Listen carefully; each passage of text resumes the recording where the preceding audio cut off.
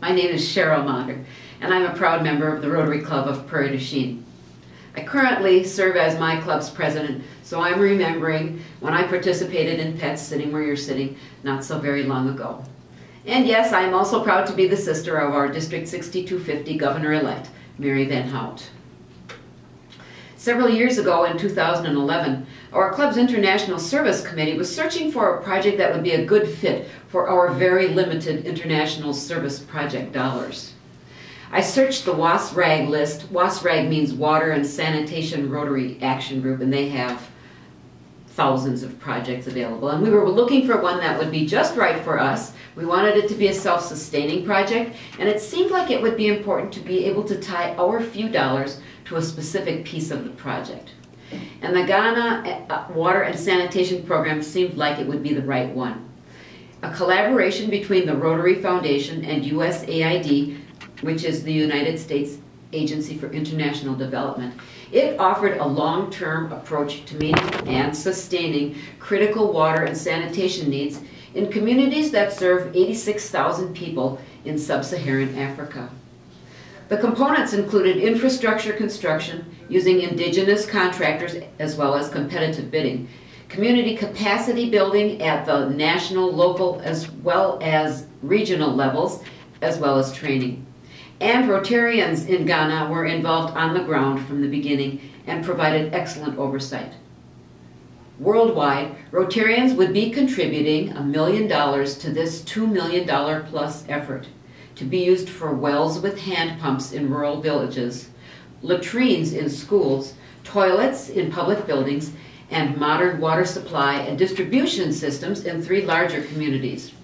And the documentation for this project was broken down to the level of individual toilets, or as they call them, water closets.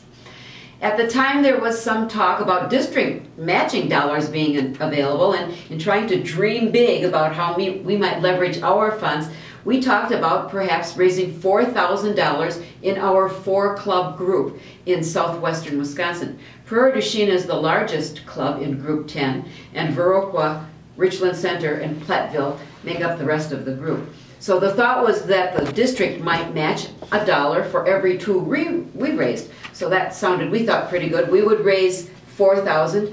The district would kick in 2. So $6,000 would be a significant amount of money and could certainly fund a bunch of toilets.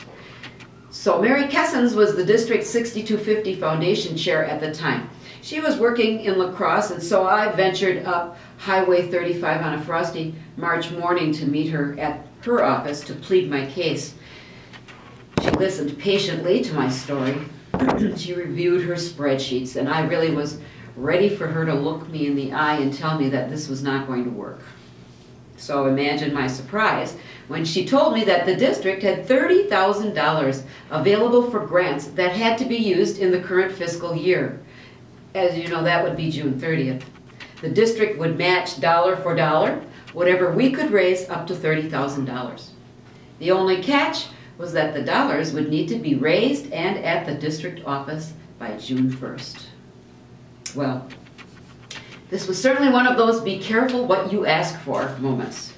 How incredible that we were being challenged to think so big, to do so much. I confidently thanked Mary for the wonderful opportunity and left her office wondering now, how in the heck are we going to do that?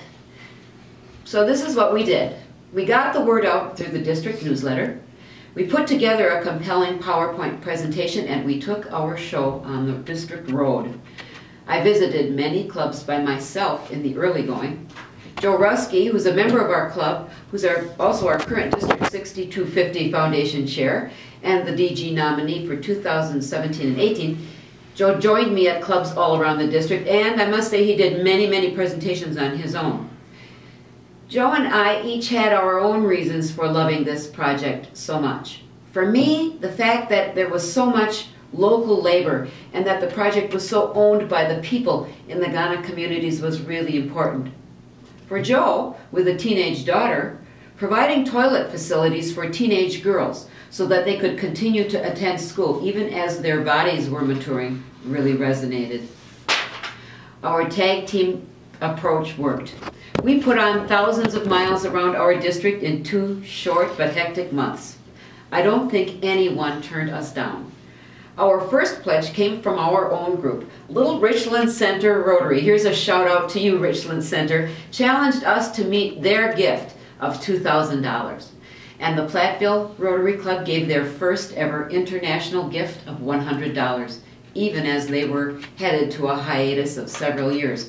Platteville's now back on the scene and going strong. In all, 20 clubs, 6 club foundations, and 14 Rotarians or Friends of Rotary contributed nearly $36,000. Combined with the $30,000 match from the district, that $66,000 was again matched by the Rotary Foundation and again by USAID, resulting in $264,000 for Ghana. Who could have ever imagined? Since this project, I have not stopped being amazed at the power of individuals working in Rotary clubs, at the power of our clubs working together in a district, and at the power of the districts that are Rotary International to make a difference in our communities, both at home and around the globe. How awesome. I couldn't be prouder to be a part of this incredible organization, and I give thanks to you all for your service above self. Thanks.